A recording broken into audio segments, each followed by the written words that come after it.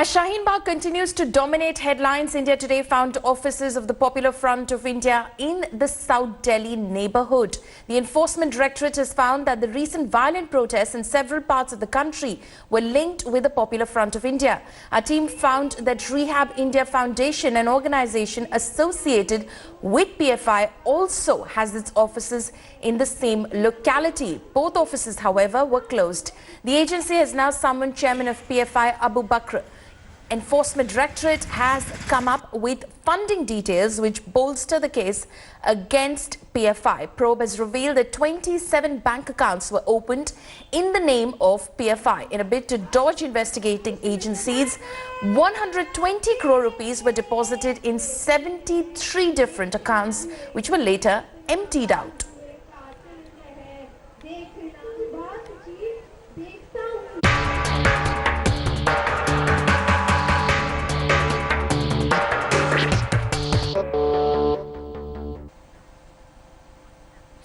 Delhi police is all set to bring arrested JNU scholar Sharjeel Imam to the national capital today after securing his transit remand. Sharjeel was brought to Patna from Jehanabad last night by the Delhi police. Sources said that he was supposed to be brought to Delhi yesterday. However, due to some flight crisis, the police were not able to bring him to the national capital. Sources have said that Sharjeel was grilled by the cops overnight by the people who helped him evade the police since last week. Remember, Sharjeel has been booked in 5 states after he called for cutting off Assam from the rest of India. He faces charges of sedition, promoting enmity and propagation against national integration.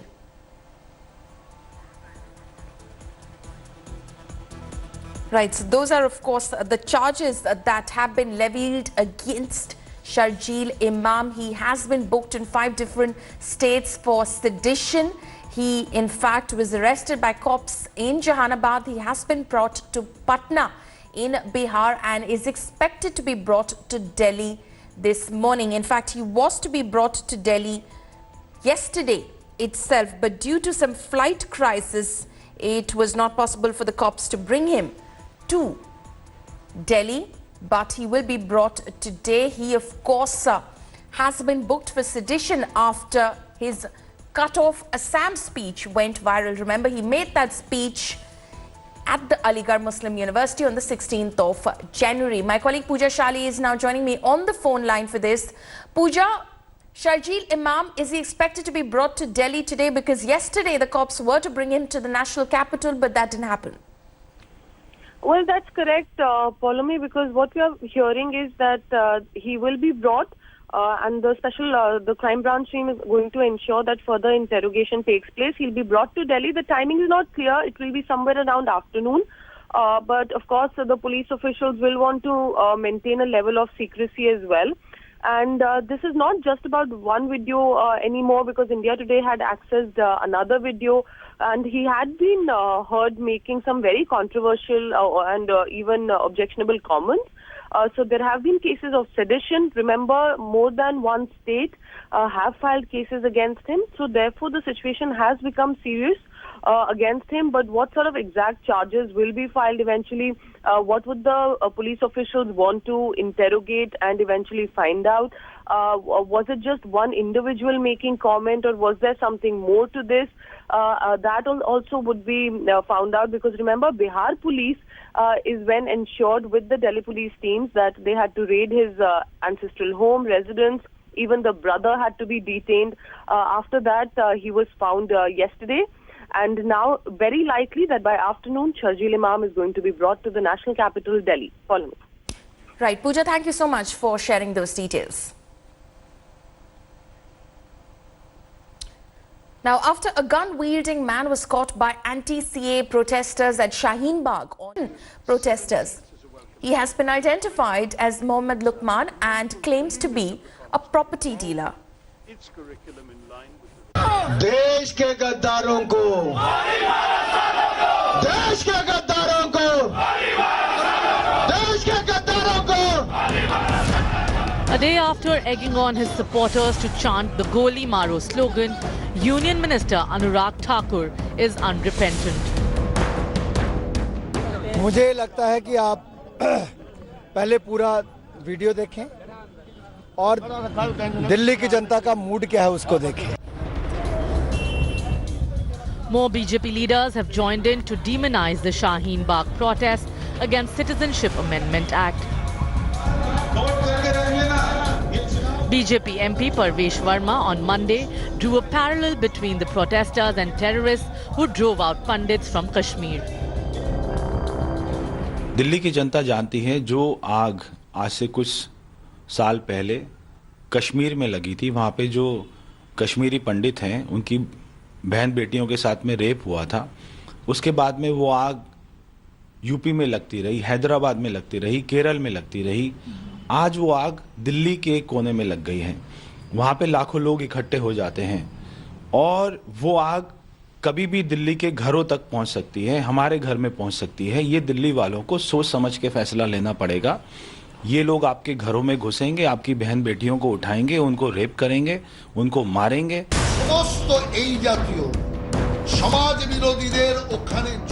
Another leader described the Shaheen Bagh protesters as infiltrators from Pakistan and Bangladesh. देखिए, शाहीन बाग और पाकिस्तान में आज जो आंदोलन चल रहा है, उस आंदोलन में ज्यादा से ज्यादा बांग्लादेशी घुसपैठी और पाकिस्तानी घुसपैठी लोग ही कर रहा है। हम शरणार्थी को शरण दिया और शरणार्थी को शरण देके ही रहेंगे। Delhi's chief electoral officer has submitted a report to the Election Commission on the controversial campaign remarks by Anurag Thakur and Parvesh Verma. Well, both the cases are now with the Election Commission, with the opposition hoping that the Commission will take some stern action against both BJP's star campaigners. This is Aishwarya Paliwal reporting for India Today with camera person Sanjeev Kumar.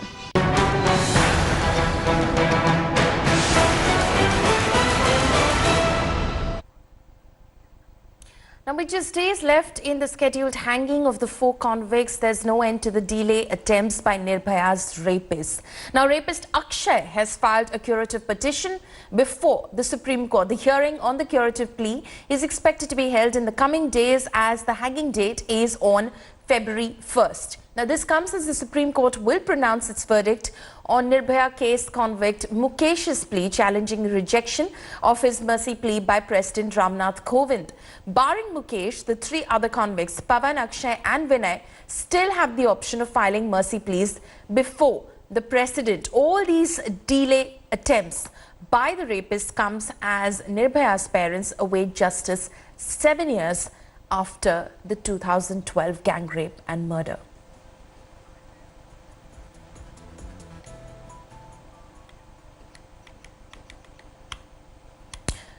Right. Shifting focus now to Bihar, the face-off between Bihar Chief Minister Nitish Kumar and JDU's Vice President Prashant Kishore intensifies after Nitish Kumar claimed that Kishore was inducted into the party after then BJP Chief Amit Shah recommended his name. Nitish, taking it a step further, advised revolters to quit the party. Kishore, fuming over the party chief's claim, accused Nitish of lying. In a tweet, Kishore lashed out, saying that even if Nitish is telling the truth, who would believe that he still has the courage not to listen to someone recommended by Amit Shah? The rift between the duo isn't something new. Earlier, Kishore openly defied his party by supporting anti-CAA protests and lashed out at his own party for supporting CAA. Now, all this as another JDU leader, Pawan Verma, defied party orders and skipped a key party meeting.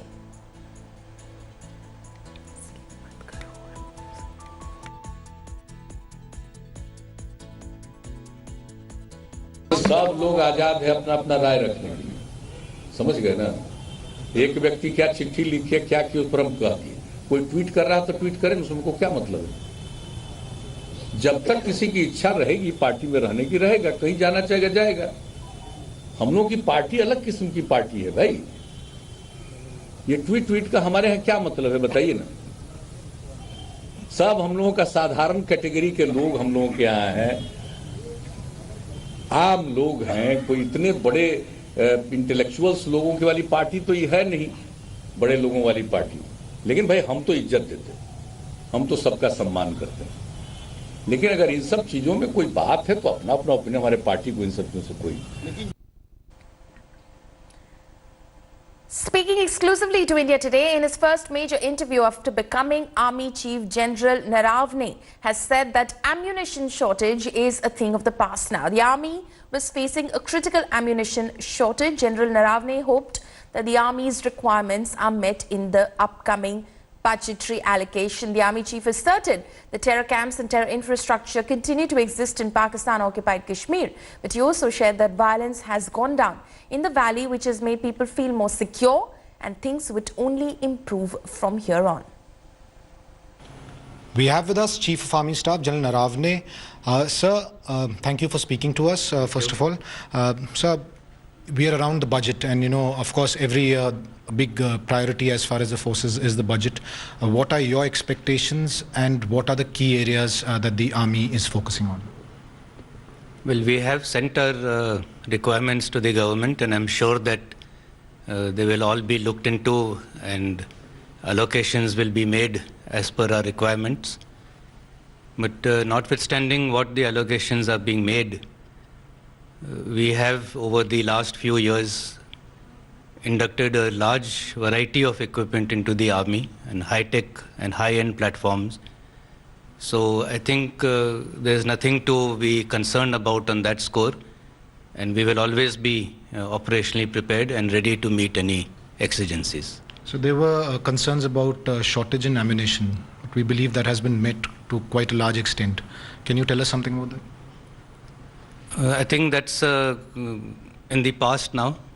There's no longer, there were shortages which existed earlier.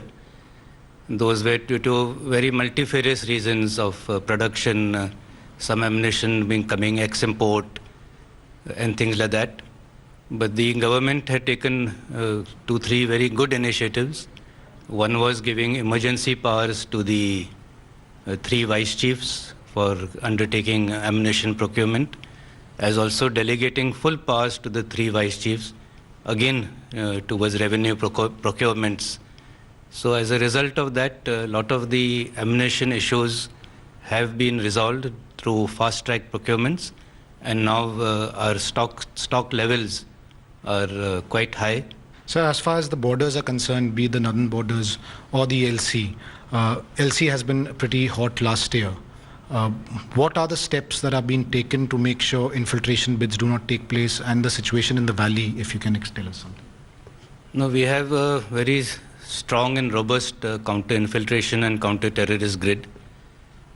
And we keep reviewing the intelligence inputs which we get from time to time from our ground troops, the troops who are in contact, as well as from the other intelligence agencies. And based on that, we keep reviewing our op plans and strengthen the defenses wherever they're required.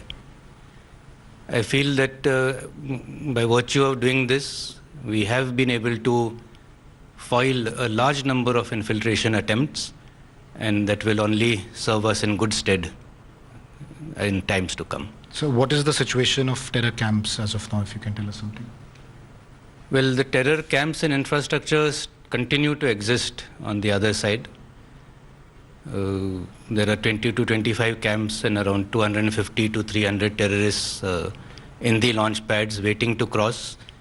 We are keeping a close watch on them, and as and when required,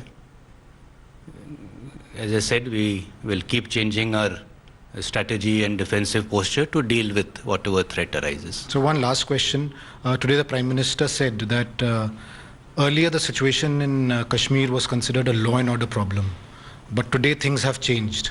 As a military leader, what do you see? What has changed, and what impact will it have in days to come?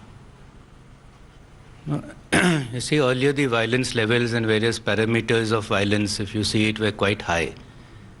And because of the violence levels being high, there was a sense of insecurity amongst the population. They never really knew what is going on, are they safe, whether it is safe to go out, and things like that.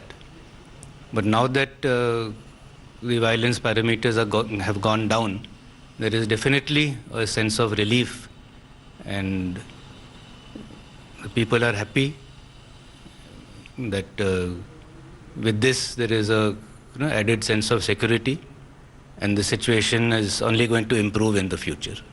So that was Chief of Army Staff who feels that things will only improve in the future as far as Kashmir is concerned, but he did speak about a whole lot of things, giving a clear picture on what the army is focusing on. With camera person Vinod Abhishek Bhalla in New Delhi for India Today.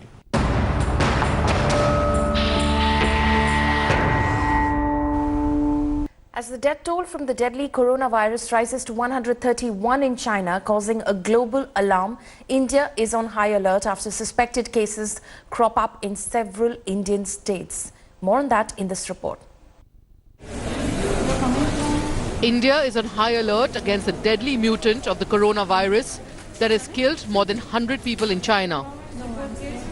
More than 400 people with flu symptoms are under observation in different hospitals across India. In Delhi, 3 people who've recently returned from China are in isolation wards in the Ram Manohar Lohia Hospital as a precaution.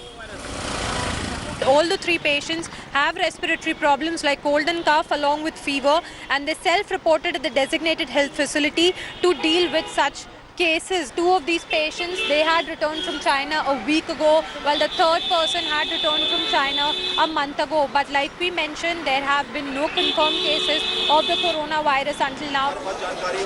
And 2 more have been quarantined in Pune and Chandigarh.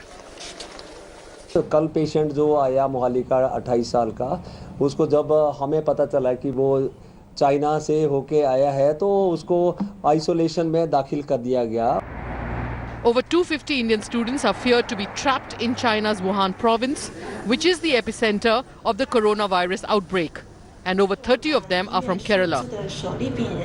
I'm keeping in touch with my brother, but he's so panicked and he's not feeling well. Some problems are there. The Narendra Modi government has kept an Air India aircraft on standby for evacuation once the all clear is given by Beijing. The government says no Indian has been infected with the Wuhan novel coronavirus so far. The Indian embassy in China has opened 3 hotlines to reach out to students in Wuhan. हम लोग अभी प्रयास कर रहे हैं कि evacuation का जो है प्लेन भेज के हमारे स्टूडेंट, ज़्यादातर स्टूडेंट है उस शहर में, वुहान शहर में, तो उनको वापस कैसे लाया जाए. Precautionary measures are in place at 7 airports to screen passengers. किसी का भी थोड़े से भी सिम्टम्स हमें ध्यान में आते हैं, उसको आइसोलेट करते हैं, उसकी टेस्टिंग की सारी फैसिलिटीज़ क्रिएट की गई हैं और इसके लिए हेल्पलाइन नंबर 1 एस्टैब्लिश कर दिया गया है. No vaccine has been invented against coronavirus. India is taking no chances as there is no weapon against the coronavirus other than prevention at this stage. Bureau Report, India Today.